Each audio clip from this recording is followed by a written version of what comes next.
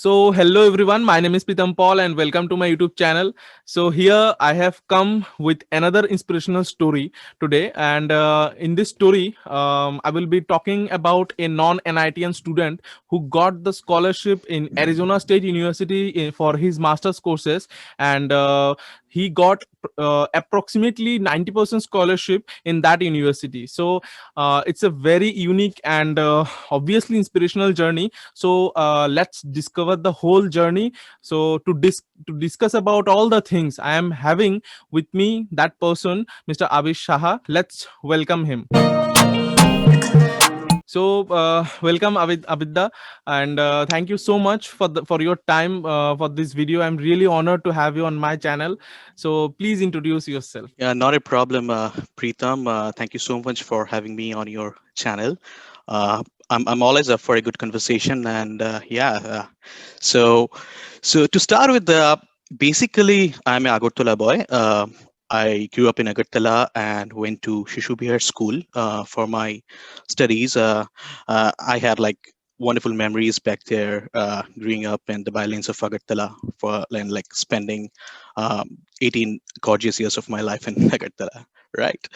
But after that, like currently, I am staying in United States for around 5 to 6 years right now. I'm living in San Francisco, California. I'm working for BlackRock, which is one of the largest investment management corporation, and I'm working as a software engineer for their electronic trading division, which basically I work as part of the team which builds up the trading systems and investment tools and other strategies implementation for their high performance electronic trading platform. And basically, the idea is to generate alpha for investors and clients and a whole bunch of other things. So yeah, that's what I do in a nutshell. So yeah, looking forward to have a great conversation with you. So it sounds really very great that you were in Agartala and now you are there in USA and doing a fantastic job in means a big MNC obviously. So it sounds really very interesting. So let's start from the beginning. So let's start from the schooling. Tell us about your school life. Means how was it and what are the things you have done, and after that what has Yeah, happened? yeah, Yeah. yeah. So basically, as I mentioned, like I had a great memory of my school life. So basically, right from class 1 to 12, I was in Shishu Bihar school. And then I passed my 12th exam, like with good marks, like as supposedly at everyone. uh, like we always strive for getting good marks in 12th, right? That's the usual notion in Agartala, like social circle and everything. So quote unquote, I got good marks back then. And yeah, so but I was not a geek, not at all. So I had like influence in other parts of the society as well, and I made sure that I invert myself and got engaged in other cultural things, like debates, quizzing, and a lot of other things. So so after my schooling, I went to IET Lucknow, which is the Institute of Engineering and Technology, the government engineering college based out of Lucknow, Uttar Pradesh, which is one of the premier colleges in UP, apart from NIT, Allahabad, and HBDI Kanpur. I went there from the Tripura Joint Entrance Examination, um, and I did my like bachelor's over there in computer science, BTech in computer science. So Okay, okay. One thing is there. As I know that you got the chance to get the admission in NIT Agartala also, and in 2009 you completed the your 12th, I guess. So please tell yeah, us about that. Means why didn't you go to NIT, because it was a tag of NIT after all. But you went yeah, for that's true. IIT That's Lucknow. true. Yeah. Yeah, So exactly. please tell us about Uh, that. so Yeah. I graduated from Shishu Bihar in 2009, and I think NIT Agartala was just recently converted to the NIT status. Previously, it was, I think, a regional engineering college, or like the government engineering Tripura college in Engineering Tripura. College it was, yeah. So at that, I'm pretty sure that no offense to NIT guys, like it's a wonderful institute, and they have like really caught up and now have improved the infrastructure, faculty placement, everything is quite good right now. But back in 2009, it was since it was a newly converted NIT, it was not that. Like I was not that impressed with the infrastructure and the placement scenarios, whereas other for example, I can talk about the college that I went, right? So I went to IIT Lucknow, and the placements over there, the placement scene was quite good. Like companies like Adobe, Nvidia, Ericsson, and like other, apart from all the other mass recruiters, and actually, and Oracle, and all these product-based companies were actually coming and getting their students, and like NTPC and PowerGrid and all sorts of PSUs are also coming. So I was quite impressed with their placement scenario, and that's why I chose IIT Lucknow over IIT Agartala at that time. Why? But even during that time, like a lot of my friends who are actually like placed quite well right now and have been living in various parts of the world actually gone to NIT Agartala and did tremendously well. So, but it's just a personal preference that I took Lucknow over NIT Agartala. So please tell us about your BTech journey. Means what are the things you have done? Means for your profile, or if any funny incident or any memorable incident was there, please share. So my college or BTech life is pretty much similar to everyone's life, right? Like I bunked classes, I went out with my friends, I made a hell lot of fun, and I was never into studies, like only studies, but I made sure that what I have to achieve at the end of my 4 years.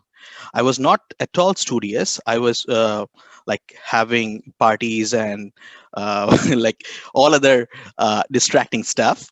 But even then, I made sure that I am at least attentive to the course curriculum, and I had a decent GPA, like around like 4.8 out of 5.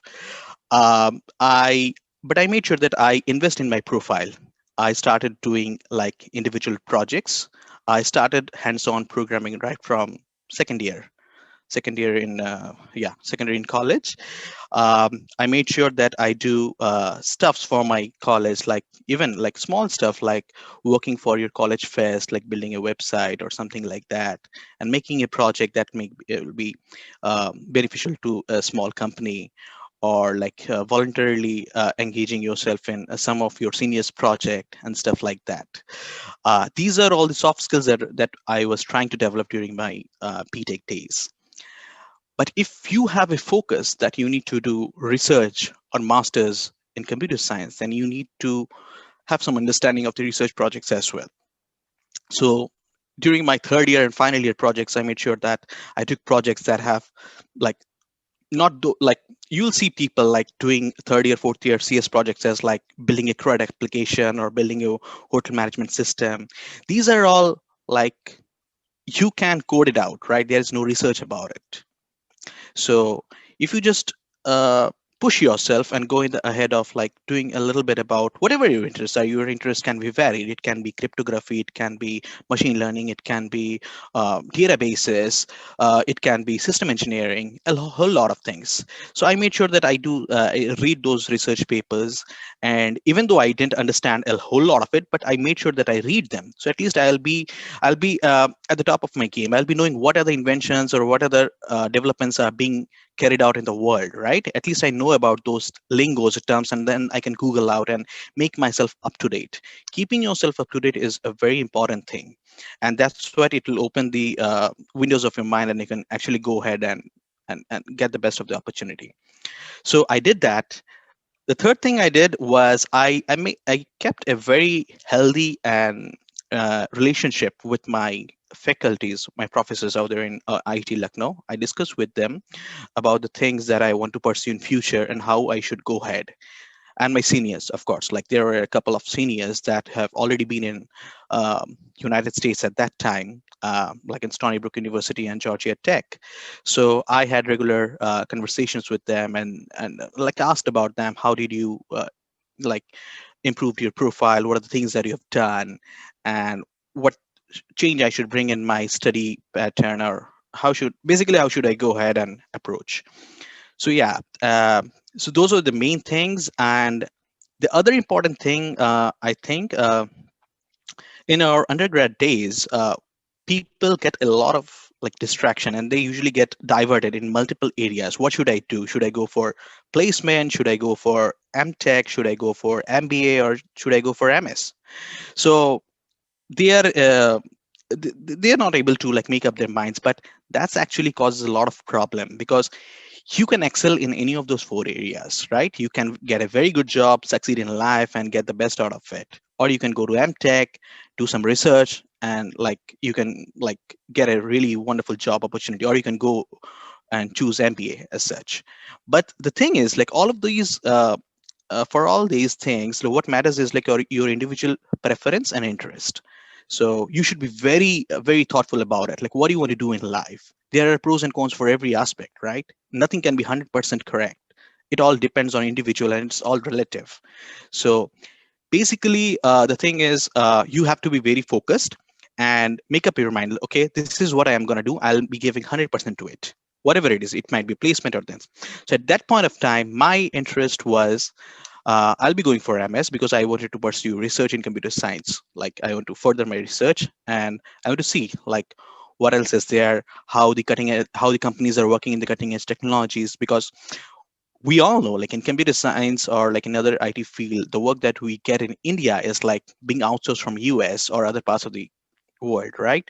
We don't get to work in the cutting edge technology or research. Like nowadays startups are coming in, and new like, people are like investing in ideas. But back then all the ideas was based out of Silicon Valley, and it was just being pushed into India just to do the coding part, and no ideas were being generated, and no research was not taking place.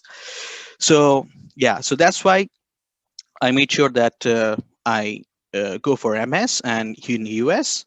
And side by side, I was pretty much sure that, and as my like seniors also suggested, that to get a good experience, work experience is extremely important to succeed. That's how you know, right, how the industry is working. Other than you are pretty much staying in your dorm, working on your laptop, you don't know how the rest of the world is coding or doing things. So you have to have some industrial experience. So I set for placement scenarios, and like it pretty much was a good experience for me. I learned a lot. I worked for 2 years. So um, so in the final year, like before final year, I think the placement happens in late third year, right? So I set for a couple of companies, and I got placed in Impetus, which is a product company, is a big data company, one of the primary and big data scene in India. So I started working for their as a software engineer for their Noida office. So I spent around 1 year or so, and then I was sent to Montreal, Canada, on-site location for working in for one of their clients called Kronos. So I had a very good time over there as well, and learned a lot of things. So this is pretty much, if you want to um, ask me about my bachelor's and like undergrad life. Okay, that's really sounds great. And after that, means you were as you have said that you were planning for master's courses in USA universities. So when did you prepare for GRE and TOEFL? And means on after going into on-site project in Montreal. So after that, what are the things you have means happened to you, and how did you manage, and how did you got the means 85%, yeah, or 90% scholarship as you have told me? And so how did you get that one? And which is a very big thing, by the way. Means you have done master's courses, just means you have spent 4 to 5 lakhs only, which is a means which is really a means a great thing. So please tell us about that. I hope people would be benefited after listening your whole story. Yeah. Okay, so as you all know, like admission process in US universities is pretty hectic and long, right? It takes more than 12 months to get the whole the admission process done. So I started early, and that's one of the key things. You need to start very early. I started in my third year. That would be the sixth semester of my undergrad. Uh, I started preparing for GRE and TOEFL. and nothing fancy about that. I just like I had a passion of like reading newspapers every day right from my school days. I just continued that thing, and maybe I just read a few other like the Hindu or the Indian Express or like those like good English newspapers to improve my vocab. So that's what I did for the GRE part. And for the analytical and logical reasoning is just like trying out some like CAD books, or you will get some books from the market about GRE as well. And if you're an engineering student, those things would come very easy to you, so it shouldn't be a problem. It's just that you need to improve your vocabulary and like your speaking skills for the TOEFL. That's what matters, nothing else does. So I made sure that I regularly do those things and give some mock test even during my third year. um, I was totally engrossed into the placement thing because I was pretty much sure that I have to go for work experience first before applying to US. So during that time, apart from my studies and placement preparation, I invested myself in vocab building and doing research of the universities that I'm interested in. For that, I talked to my seniors, I talked to graduate representatives from the universities and colleges in US just to understand their program. This is one of the key mistakes that like people or like students do. They actually go like who else has gone to a certain university or wherever the fees is less, I'll just go there. But it shouldn't be the case. It should align with your interest and the program that they are offering. So you should spend a lot of time, because this is going to like design your whole life, right? This is the basis, like wherever you are going and you will be investing a lot of money, then you need to do a proper research for that.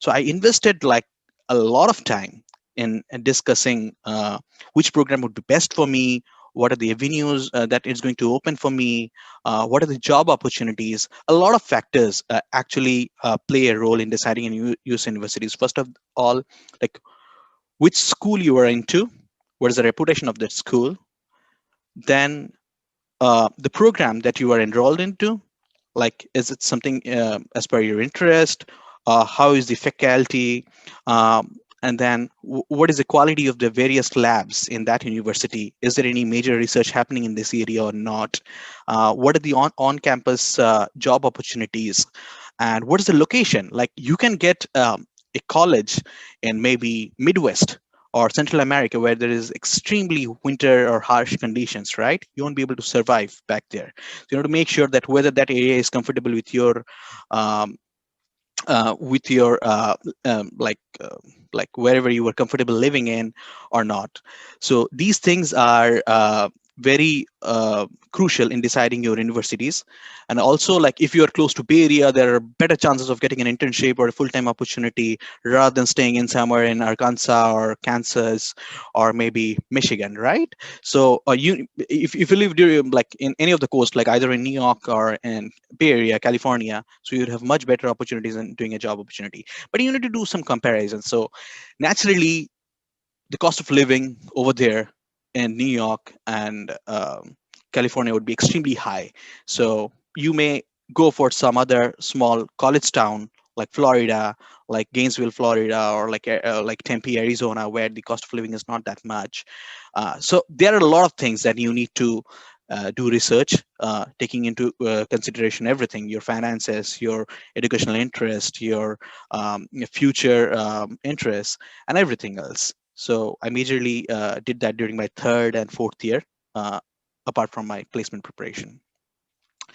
For and for placement preparation, for a computer science student, I think it's pretty basic, right? It's data structure and algorithm. That's what you need to master. And this is one of the key things that you need to do, like before coming to US also, you should have absolute clarity in these two areas, because this is the basic, this is the backbone of any computer system. Yeah. If you don't understand data structure and algorithm, that you are in a big mess. You can't just you can be a very good orator, or you can be a very good BA, or you can be a very good manager, but you can't be a good computer science engineer Yeah, unless exactly. until you know these two things. So Yeah. that's what my and some design questions and pretty much basic stuff. So So yeah. another one thing is means after means what was your GRE and TOEFL score? Please share this. My GRE score was around 312 or 313, I guess, and my TOEFL was around 108 Okay. out of 120. Yeah, Yeah, that was that's my really a good score. And after going into Arizona State University, means what are the basic means key things which helped you to get that scholarship, which we were talking about in the starting part of the video. So please tell us about that. Uh, so during the admission process, I also made sure that I reach out to professors, right? Because it's important for a student to reach out to professors to understand two things: what they are actually getting into, what should be the course curriculum, how rigorous or hectic the schedule would be. It might be very easy, it might be very tough. You should be prepared for whatever you are getting into, right? So I did that. I also got an opportunity of about to ask her my various professors about the kind of research work that's been currently undergoing in their labs and if there are any opportunities regarding that. So I had like to and fro several rounds of communication with them. They wanted to ask about my background. I actually talked with them about my interests and whatever work experience that I have, and so they were also interested in all those things. I had to get a very detailed understanding about whatever projects that they are doing. They also referred me to some of their graduate students that are currently working in their lab. So I talked with them, and basically I created a network so that my professor understands that that guy is genuinely interested. He's interested and he's going out of his comfort zone and reaching out to other people to learn about my lab, so that he or she can trust that person to invest, right? So that's extremely important.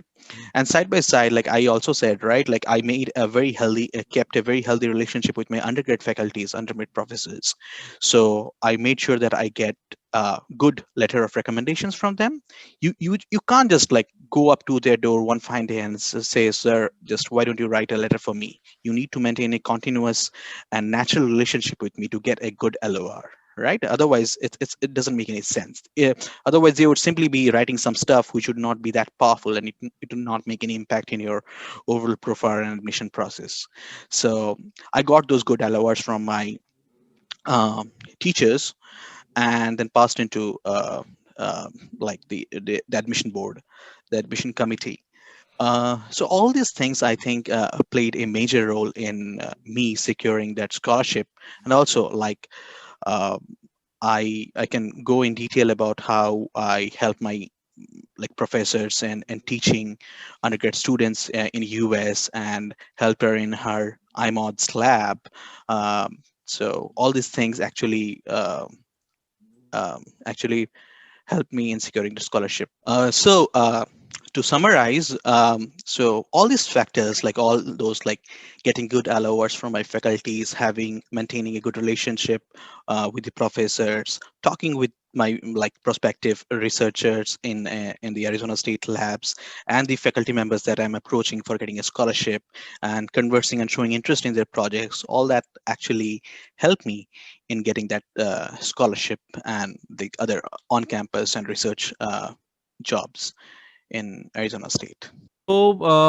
So as we can see that it's really a very great thing that to get into that kind of university, admission in that kind of university, and getting this kind of scholarship there. So thank you so much, Bhaiya, for sharing wonderful information, wonderful story with us. I hope the viewers will be so much benefited by your story. So in the next video we will try to explore his MS journey, and after that his means his working experiences also, means how did he get and how did he get job of offer letter from 5 to 6 companies, I guess. So we will try to explore that journey also in the next video. Till then, share this video with your friends, and if you really like this video, please hit the like button and let us know through comment below there, and subscribe the channel for more interesting videos in near future, and press the bell icon so that every video could be reached to you through notification. So this much for today, guys. See you on the next video.